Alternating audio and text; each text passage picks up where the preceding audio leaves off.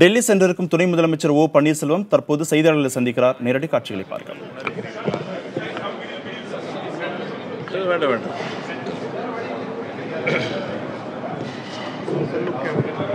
மாண்புமிகு தமிழக முதல்வர்களுடைய கோரிக்கை அடங்கிய கடிதத்தை மாண்புமிகு தமிழக துணை முதல்வர் அவர்களும் பாராளுமன்ற துணை சபாநாயகர் அவர்களும் பாராளுமன்றத்தினுடைய உறுப்பினர்கள் அனைவரும் சேர்ந்து இன்று வழங்கியிருக்கின்றார்கள்.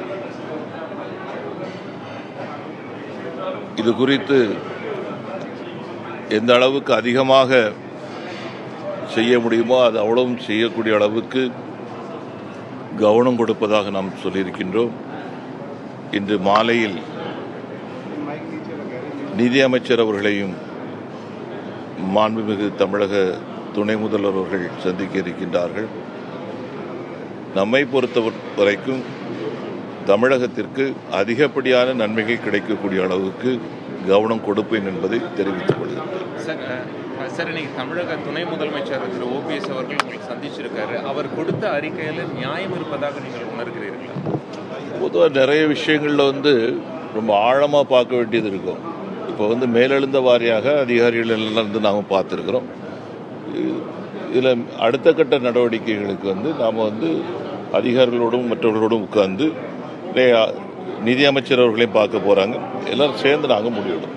நியாயமான கோரிக்கை என்ற பொழுது முழுமையாக மத்திய அரசு தமிழகத்தின் கோரிக்கையை ஏற்று அதை அமல்படுத்த முன்வருமா? நிதியினுடைய அளவு நம்மால் எந்த அளவுக்கு செய்ய முடியும் அப்படிங்கக்கூடியதும் மனதில் கொண்டு நிச்சயமாக எவ்வளோ அதிகம் செய்ய முடியுமோ அதை செய்வோம். இந்த ஜனத்தொகை கட்டுப்பாடு குறித்து ஒரு அச்சம் இருக்கு. அதுவே நம்ம மாநிலத்துக்கு எதிராக போயிடுவோன்றது, அந்த விஷயத்துக்கு என்ன நடவடிக்கை எடுக்கலாம்? அதை தவிர மத்திய அரசு திட்டங்கள், மாநில அரசு திட்டங்கள் 1971 2011 இந்த விஷயம் 2026 வரைக்கும் இருக்கணும் அப்படிங்கக்கூடிய ஒரு நிலைப்பாடு இதெல்லாம் சொல்லியிருக்கிறாங்க. நிச்சயமாக அதெல்லாம் மனதில் வைத்து கொண்டு தான் முடிவெடுப்போம். ரொம்ப சந்தோஷம். நன்றி.